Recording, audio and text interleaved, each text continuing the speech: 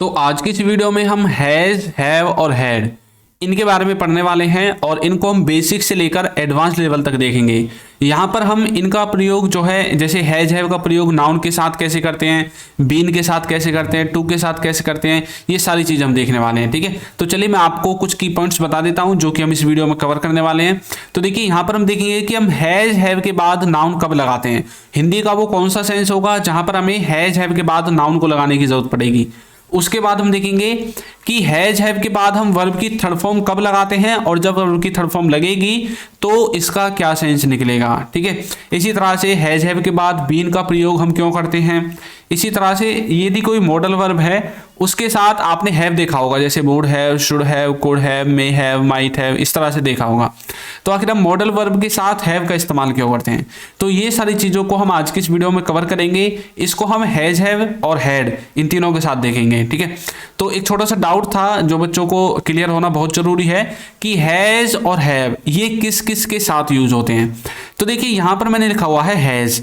Has का इस्तेमाल हम करते हैं ही, सी, इट और किसी व्यक्ति के नाम के साथ, जैसे he has, she has, it has, या किसी व्यक्ति का नाम है उसके साथ भी आप हैज का इस्तेमाल कर सकते हैं। ठीक है, अब बाकी जो भी बच जाते हैं, ही, सी, इट को छोड़कर और किसी व्यक्ति के नाम को छोड़कर जो भी बच जाते हैं, जो भी सब्जेक्ट्स बच जाते हैं, जैसे आई बच गया, यू बच गया, वी बच गया, दे बच गया, इन सब के साथ आपको हैव का इस्तेमाल करना है। किसका? हैव का। ठीक है, तो इस तरह से आप इनको समझोगे। अब चलिए आगे बढ़ते हैं और वीडियो की शुरुआत करते हैं। तो देखिए अब हम देखेंगे कि हैज हैव का उपयोग प्लस नाउन, हैज हैव के साथ नाउन जब हम लगाते हैं तो इसका क्या सेंस होता है। ठीक है, यहां पर देखिए इसका मतलब है पास है, किसी के पास कुछ है, किसी के पास कोई वस्तु है। और जो वो पास है ना, वो प्रेजेंट की हम बात करेंगे कि प्रेजेंट में, वर्तमान काल में किसी के पास कुछ है।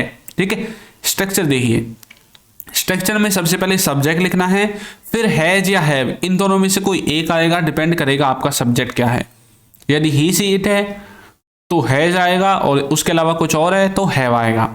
उसके बाद आप कुछ वस्तु का नाम लिखना है जिसके बारे में बात करना चाहते हैं कि भाई वो इसके पास है, इस सब्जेक्ट के पास जो वस्तु है ना, उसको आपको लास्ट में लिखना है, उसका नाम, यानी कि नाउन। नाउन का मतलब होता है किसी व्यक्ति, वस्तु, स्थान, जाति, किसी का नाम, किसी भी चीज का नाम हो। ठीक है, देखिए उसके पास पेन है। अब यहाँ पर जो पेन है ना, ये किसी वस्तु का नाम है तो यहाँ पर नाउन है। ठीक है, उसके यानी कि सब्जेक्ट है, उसके पास पेन है। अब उसके सब्जेक्ट है, पास के लिए हैज हैव का इस्तेमाल करेंगे, पेन हमारा नाउन है तो हम बोलेंगे ही हैज ए पेन। अब यहाँ पर देखिए ही आपका सब्जेक्ट है, हैज हैव में से हैज आ गया क्योंकि ही, सी, इट के साथ हैज का इस्तेमाल करते हैं। उसके बाद एक पेन की बात हो रही है तो ए पेन आ जाएगा। ठीक है, ही हैज ए पेन, इस तरह से उसके पास एक पेन है। अब ये प्रेजेंट की बात है। भाई मान लीजिए हम क्लास में बैठे हैं, हम स्कूल जाते हैं, मान लीजिए स्कूल या कॉलेज, क्लास में बैठे हैं, आपके पास पेन नहीं है और आपने अपने दोस्त से मांगा यार पेन दे दे, मैं तो पेन नहीं लेके आया आज। उसने बोला यार मेरे पास तो नहीं है, लेकिन उसके पास है पेन, यानी कि उसके पास है पेन। अभी की बात की जा रही है, प्रेजेंट में उसके पास कुछ है तो हम बोलेंगे ही हैज अ पेन, है ना, यू कैन आस्क हिम, यानी कि उसके पास एक पेन है तो मुझसे ले सकते हो। ठीक है, इस तरह से।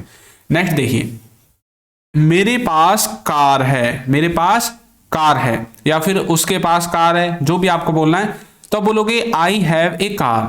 अब देखिए ही, सी, इट के साथ हैज का इस्तेमाल होता है, आई, वी, यू, दे, यानी कि ही, सी, इट के अलावा जो भी बच जाता है सबके साथ हैव का इस्तेमाल होता है। तो बोलेंगे आई हैव ए कार, मेरे पास कार है, आई हैव ए कार, इस तरह से। एक और देखिए, हमारे पास बहुत पैसे हैं, बहुत सारे पैसे हैं, तो बोलोगे we have a lot of money, we have a lot of money, हमारे पास बहुत सारे पैसे। अ लॉट ऑफ का मतलब होता है बहुत ज्यादा, बहुत सारे, है ना। मनी का मतलब पैसा होता है, वी आपका सब्जेक्ट है यहाँ पर, हैव आपका यहाँ से आ गया, ए लॉट ऑफ मनी आपका एक तरह से यहाँ पर लास्ट में आ गया। ठीक है, इस तरह से आप इन वर्ड्स का यूज कर सकते हैं। तो देखिए यदि अभी तक आपने हमारे कोर्स को ज्वाइन नहीं किया है तो इसका लिंक आपको नीचे डिस्क्रिप्शन बॉक्स में मिल जाएगा, वहां से जाकर आप इसको ज्वाइन कर सकते हैं। इसमें हमने क्या किया है, बेसिक से एडवांस्ड लेवल तक इंग्लिश ग्रामर को कवर किया है। इंग्लिश के सभी क्लास नोट्स आपको मिलेंगे, बच्चों के साथ प्रैक्टिस का मौका, A to Z video lectures, practice quiz, सब कुछ आपको मिलेगा। लिंक मिलेगा डिस्क्रिप्शन बॉक्स में। आगे देखिए, अब कुछ बच्चे बोल रहे थे कि सर हमें ना ई बुक्स चाहिए, तो देखिए ये जो ई बुक्स है ना, इनका लिंक भी आपको नीचे डिस्क्रिप्शन में मिल जाएगा, वहां से जाकर आप इनको भी डाउनलोड कर सकते हैं।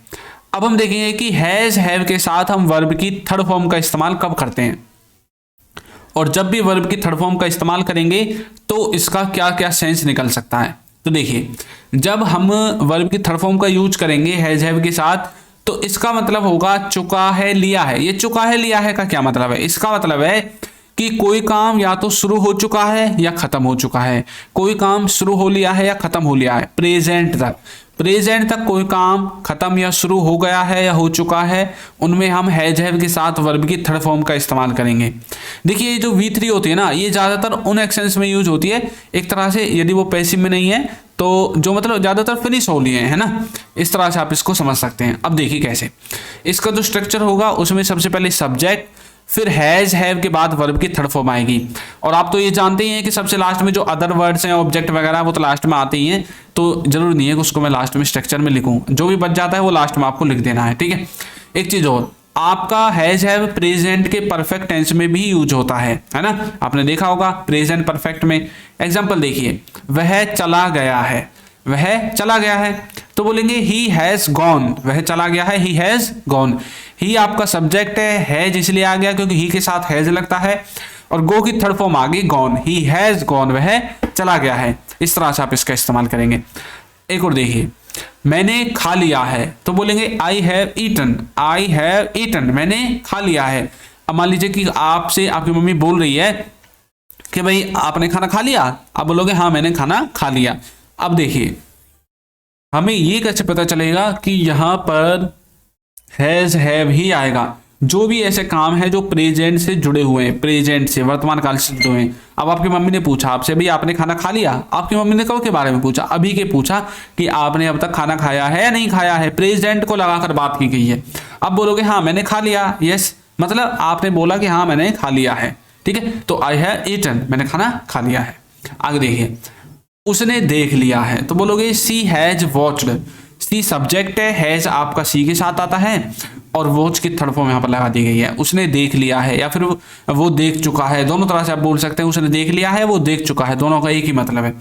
और भी आपको कुछ हिंदी के वर्ड्स मिलेंगे इस तरह के सेंटेंसेज में, जैसे कि चुका है, लिया है, दिया है, ली है, दी है, की है, इस तरह से, ठीक है। इस तरह से आप देख सकते हैं। आगे देखिए, नेक्स्ट है हैज हैव के साथ बीन का इस्तेमाल कब करते हैं। जैसे हैज बीन, हैव बीन कब लगाते हैं?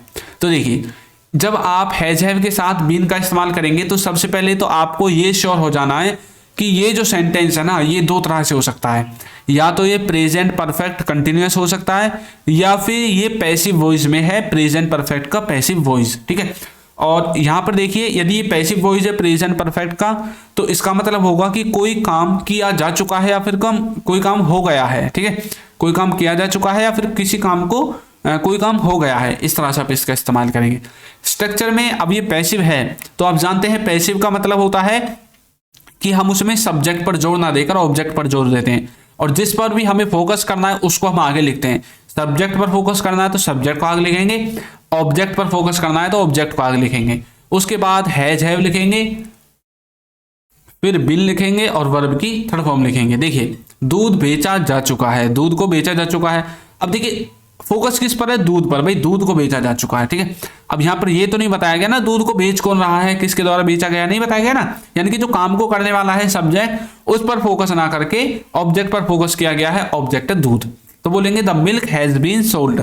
द मिल्क आपका ऑब्जेक्ट है, हैज बीन आपका स्ट्रक्चर से आया है, सेल की थर्ड फॉर्म सोल्ड यहाँ पर लगा दी गई है। जितने भी पैसिव वॉइस होंगे इस सब में वर्ब की थर्ड फॉर्म का ही इस्तेमाल होगा। दूध को बेचा जा चुका है, पैसिव वॉइस यानी कि सब्जेक्ट को छुपा दिया जाता है या हाइड कर दिया जाता है या जानबूझकर नहीं दिखाया जाता, या कई बार ऐसा होता है कि सब्जेक्ट के बारे में पहले से ही सबको पता होता है, सेंटेंस को छोटा बनाने के लिए हम सब्जेक्ट को नहीं लिखते हैं और सेंटेंस को हमें फिर पैसिव वॉइस में लिखना पड़ता है, ठीक है। ये है इसकी प्रोसेस। आगे देखिए, इमारत बन गई है या फिर बनाई जा चुकी है, दोनों का ही क्या मतलब है। तो बोलेंगे the building has been constructed, the building has been constructed. इमारत बन चुकी है, बन गई है, बनाई जा चुकी है, किसी भी तरह से आप बोल सकते हैं। किसके द्वारा बनाई जाती है इमारत? सबको पता है बिल्डिंग को कौन बनाता है, ठेकेदार बनाते हैं, मिस्त्री बनाते हैं, लेबर बनाती है, यही तो बनाते हैं बिल्डिंग को। और कौन बनाता है बताइए आप? इसके अलावा इंजीनियर होते हैं बस। तो ये सबको पता होता है कि भाई यही बनाते हैं, तो इसलिए हमने बोला भाई इमारत बन चुकी है, the building has been constructed, ठीक है, इस तरह से। आगे देखिए, उसे भेजा गया है, ही हैज बीन सेंट। उसे किसके द्वारा भेजा गया है ये नहीं बताएगा, उसको भेजा किसने है, यानी कि सेंटेंस पैसिव वॉइस में है, ही हैज बीन सेंट, इस तरह से। नेक्स्ट है कि हम मॉडल्स के साथ हैव का इस्तेमाल कब करते हैं। तो देखिए, मॉडल्स के साथ हैव का इस्तेमाल ना दो तरह से होगा। एक किसी के पास कोई वस्तु है और उसकी संभावना को व्यक्त करने के लिए। अब चाहे वो वस्तु प्रेजेंट में है या पास्ट में थी, उन दोनों के लिए हम मॉडल के साथ हैव का इस्तेमाल कर सकते हैं। ठीक है, यहाँ पर ये जो मॉडल के साथ हैव है, यदि हम इसको एक तरह से मतलब वर्ब के साथ यूज करेंगे तो ये एक तरह से कभी कभी पास्ट सेंस भी देता है। क्या देता है? Past sense. तो जब ये पास्ट सेंस देगा या फिर जब आप मॉडल के साथ हैव लगाओगे तो इसके साथ एक बात आपको याद रखनी है कि वर्ब की थर्ड फॉर्म आएगी। कौन सी? वर्ब की थर्ड फॉर्म। देखिए, उसे जाना चाहिए था। अब जैसे शुड का इस्तेमाल हम करते हैं, उसे जाना चाहिए, ही शुड गो। इसी बात को यदि हमें पास्ट में बोल रहा हूं कि उसे जाना चाहिए था, तो बोलेंगे ही शुड हैव गॉन। ही आपका सब्जेक्ट है, शुड हैव स्ट्रक्चर से आया है, गो की थर्ड फॉर्म गॉन आ गई है।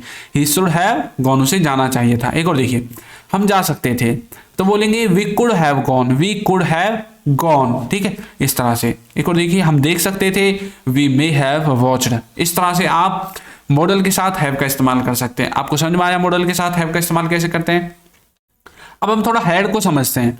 देखिए, जहां जहां पर आपने किसका हैज हैव का इस्तेमाल किया है ना, प्रेजेंट में हैज हैव का इस्तेमाल जहां पर भी आपने किया है, उसी सेंस को हम पास्ट में यदि बोलेंगे तो सिर्फ आपको हैज हैव को रिप्लेस करके हैड लगा देना है। अब चाहे हैज हैव के बाद आपने V3 लगाई थी तो हैज हैव को रिप्लेस करके क्या लगाना है? हैड लगाना है। अब देखिए, मैं आपको बताता हूं कैसे।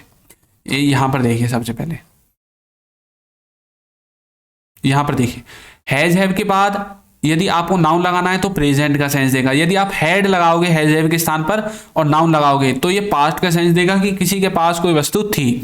यहां पर हैड लगाओगे तो पास्ट परफेक्ट बन जाएगा। यहां पर हैड लगाओगे तो पास्ट परफेक्ट का पैसिव बन जाएगा। यहां पर हैड आपका हैड हैव यहां पर आएगा ही नहीं आपका। ठीक है, फोर्थ में नहीं आएगा, ये मॉडल्स के साथ ऐसे। ठीक है, तो इस तरह से आपको इसे समझना है। तो चलिए आगे देखते हैं किस तरह से हम हैड का इस्तेमाल करेंगे।